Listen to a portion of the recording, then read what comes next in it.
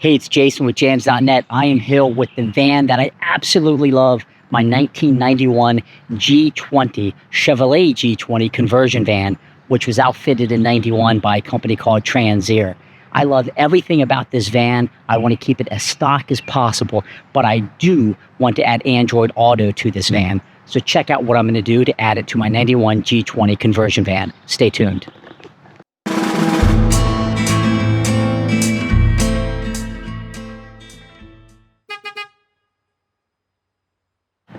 So I got this van a couple weeks ago, and I'm planning all kinds of cool road trips in it.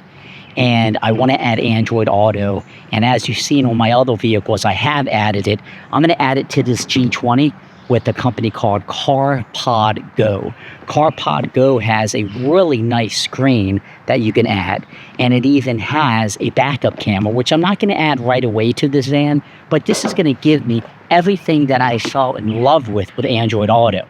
The first car I had with it was my Ford Maverick. I added it to my '07 Land Rover, and I'm tickled to death that CarPodGo said, "Hey Jason, we love learning about your new van. We would love for you to have Android Auto, and we want you to try our Android Auto, our screen on the van." So I will warn you, they sent this to me at no cost so I can give a review, but I really want to give an open and honest review about the install. It's going to be a little bit easier on this van because of the age of the van, but let's hop in and unpackage the CarPodGo and see what all is in the box and how I'm going to approach the install.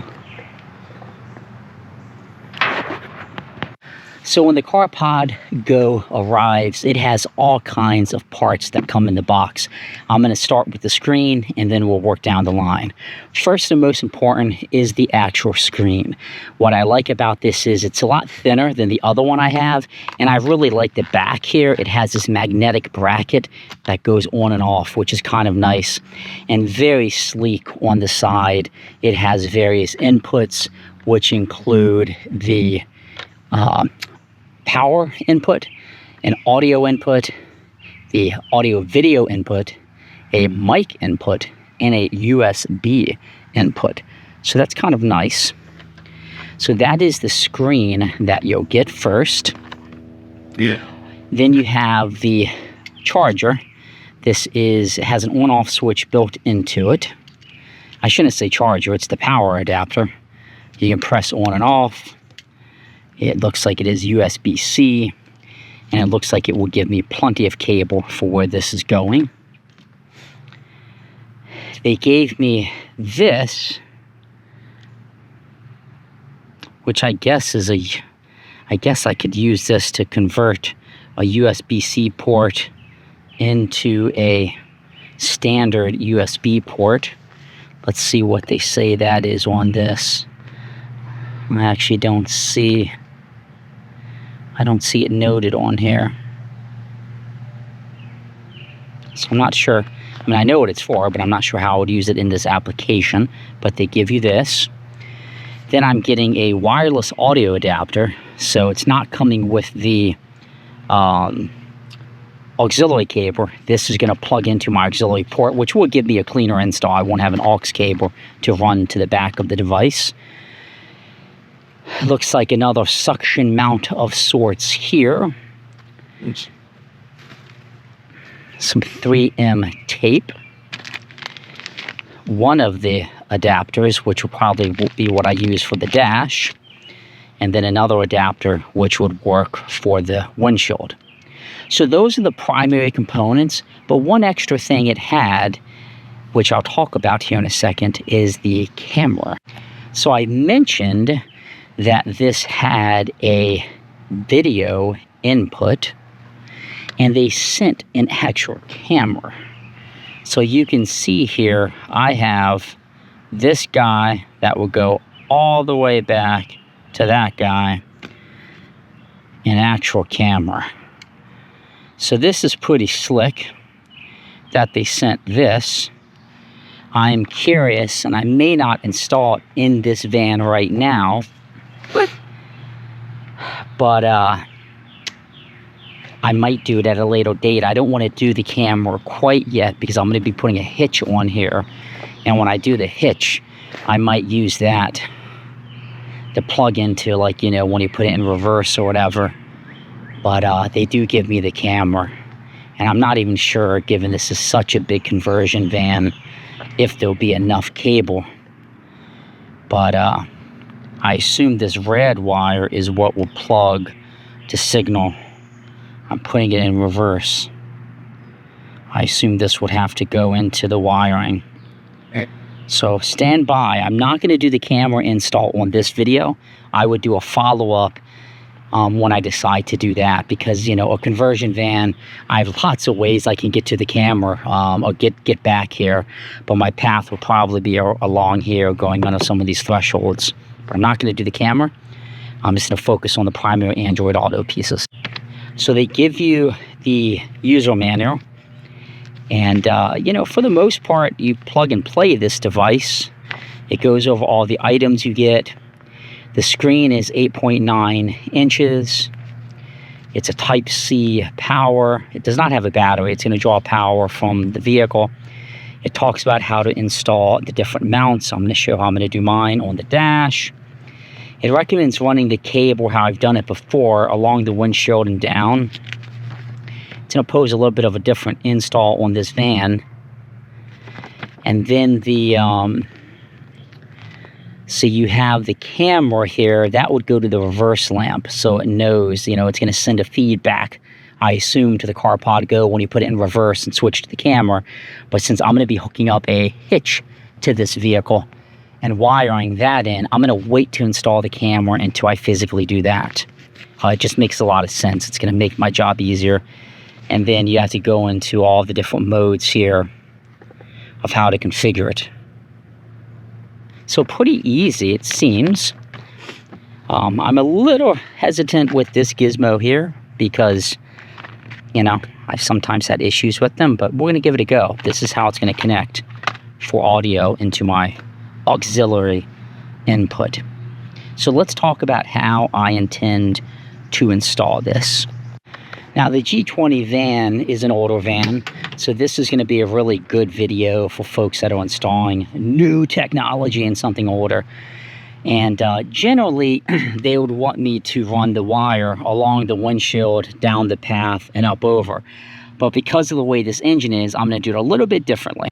So what I'm going to do, because this is what's called like a doghouse engine, this completely tilts back, and there's a physical... You know, you can access the spark plugs and everything in here. So instead of going down this way, snaking it through and tucking it really tight in here, because all of this will come back, what I'm going to do, and I don't want to have cables running in here for obvious reasons. It's the actual engine in here, and you can see the clips. It's going to be a little bit messier because I'm going to have the cables come down and go right here into the power. And you can see, like, cosmetically, it's an older van. There's like hot glue that was here or something. So where I want the screen to sit is very similar to how I did it in my Land Rover. So I want the screen to basically sit just like that. That's exactly how I want the screen to be. And then the only cable coming down is going to be, I'm going to like basically just tuck it here and try to put it in this crevice. And it's going to snake right in to here. And then the excess I will put up there. So the install here is going to be much easier. But it's going to give you a really good idea of how this works. I think it's just going to look fantastic right there. So let me go ahead and get some of the stuff together, and we will talk about installing it, and I'll set the camera up to show how I'm doing it. So this is the intended way that I want it to look, which I think ties into everything really nicely. And the mount I'm using, I'm going to go ahead and use this guy, which is the smaller stubby mount. And it looks like it has like that 3M tape, or really tape, very nice and secure to the dash.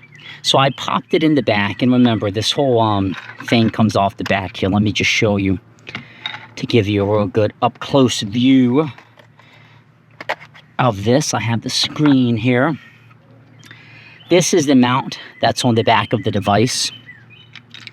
You can just take the little stubby mount, push in, And then I'm going to tighten it on this mount.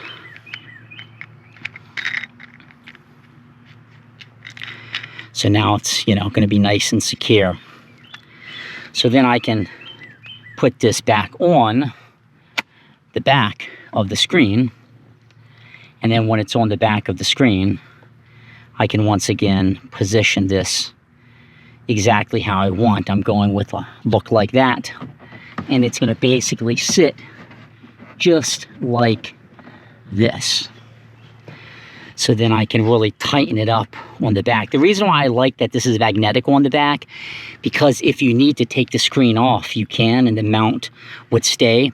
And the reason why I think that's really important from a security perspective, if this all was just mounted forever, and since this is a conversion van, there's a high probability I'll be at national parks and other adventures with my family, you may not want that big old screen sitting there. It could be enticing. Instead, I could take the screen off just by, pulling the magnetic, and the mount would still physically be there, and then I could tuck this away somewhere. So I'm just going to tighten everything on the back right now exactly how I want it. So I'm hand tightening everything so that looks nice and secure to me. And then I can go ahead and actually put this thing back down.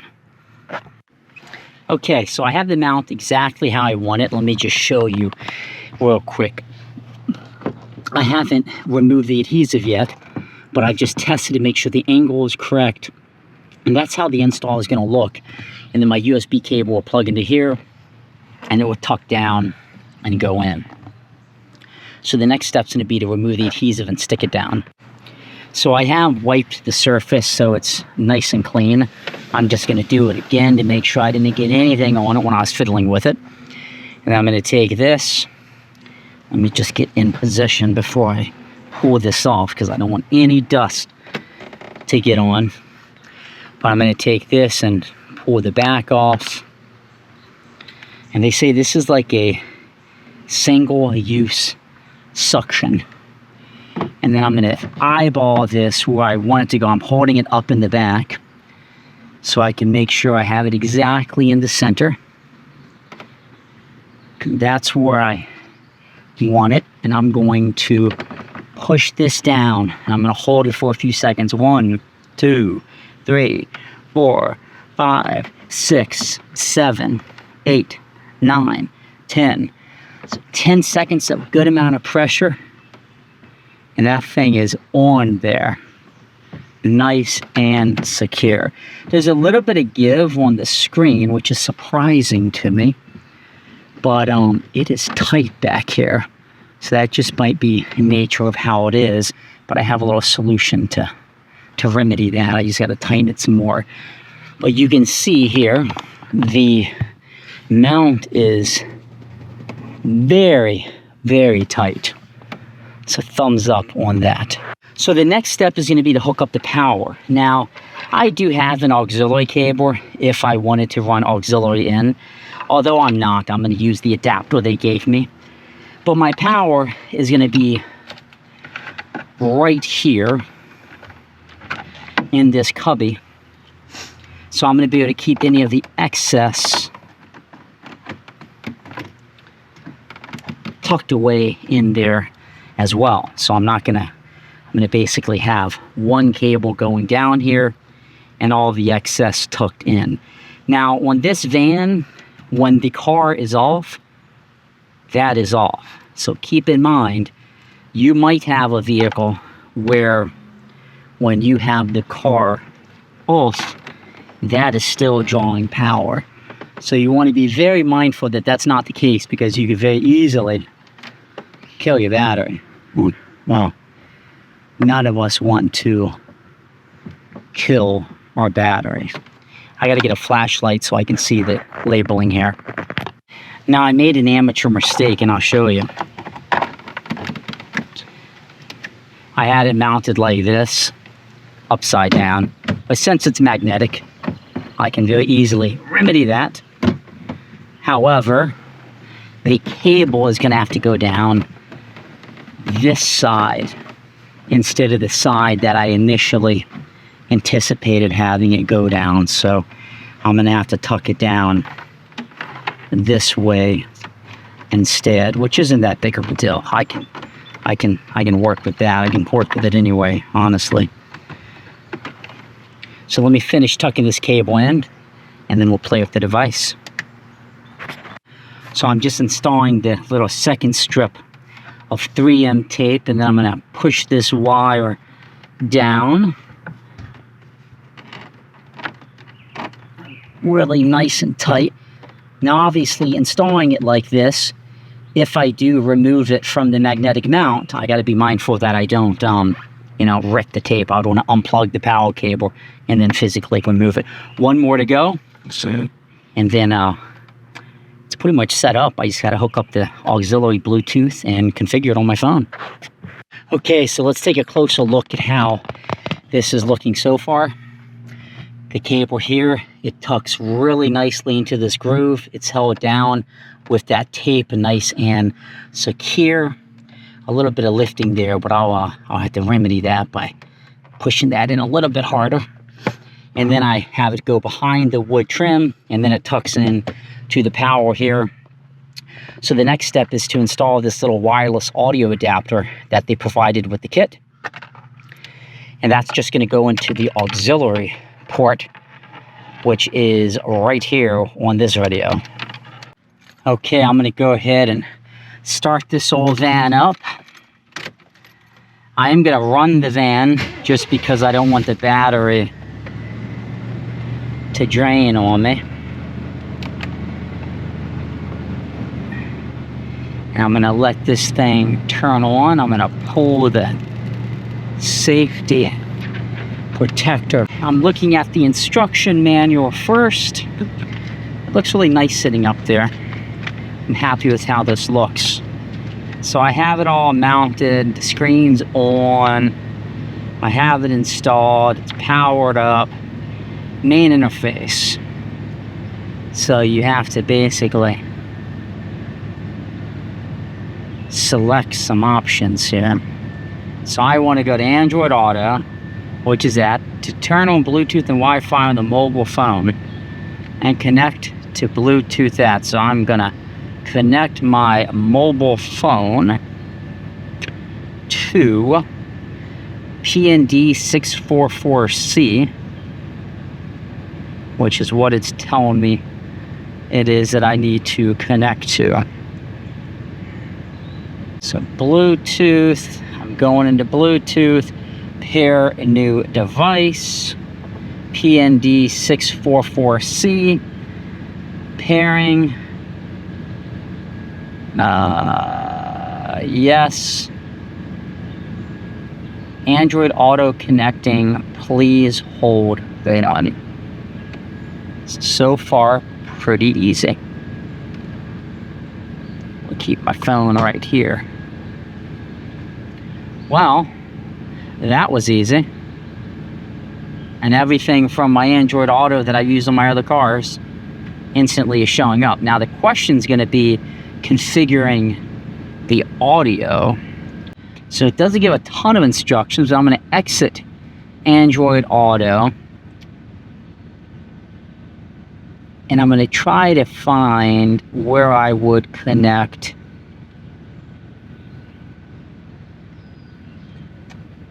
to the actual Bluetooth. So I don't think audio output.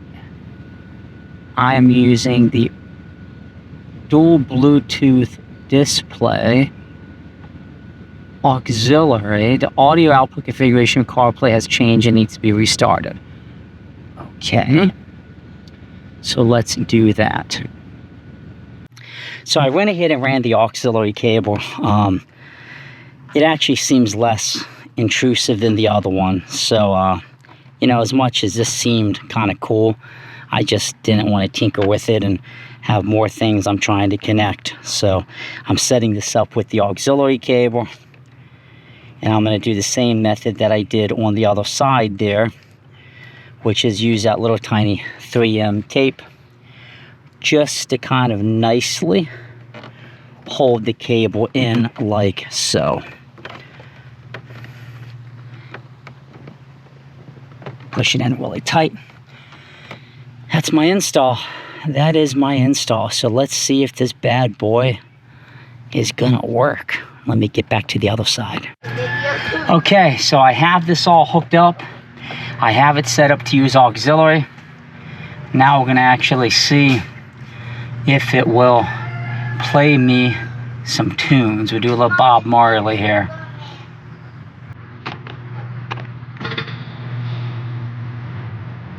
Perfect. Absolutely perfect.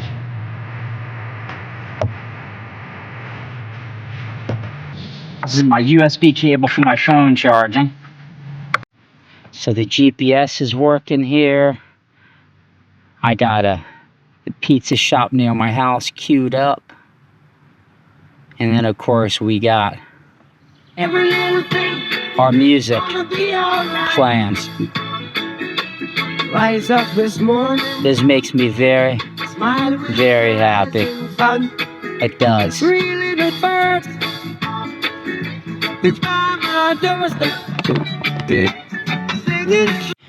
So what are my thoughts of the CarPodGo? I like it. The install is pretty easy. I did run the cables a little bit differently just because of this 91 G20 conversion van. I used the auxiliary input, but everything is working exactly how Android Auto should. And it took just seconds to cue my phone up there and be able to use this device. So thumbs up. I would recommend these folks. There's a link in my description.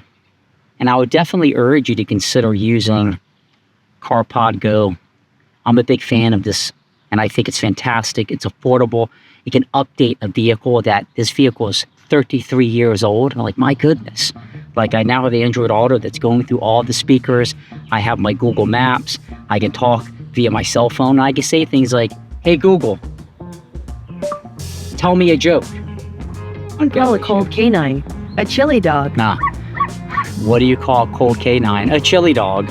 So like these features just really enhance the experience, and if somebody texts me, it pops up. So thanks for tuning in to jams.net. This is a simplistic install, which should be very similar to a lot of vehicles. And I'm comparing a lot of these Android Auto infotainment type screens for cars. So check out the other one, which I don't think is, it has a camera built in, so it's thicker, but the device is somewhat similar. But this is an absolute thumbs up. I highly recommend these people if you're looking to enhance your vehicle. Thanks for tuning in. Talk to you soon. Subscribe below and leave a comment. Let me know what you think. Good.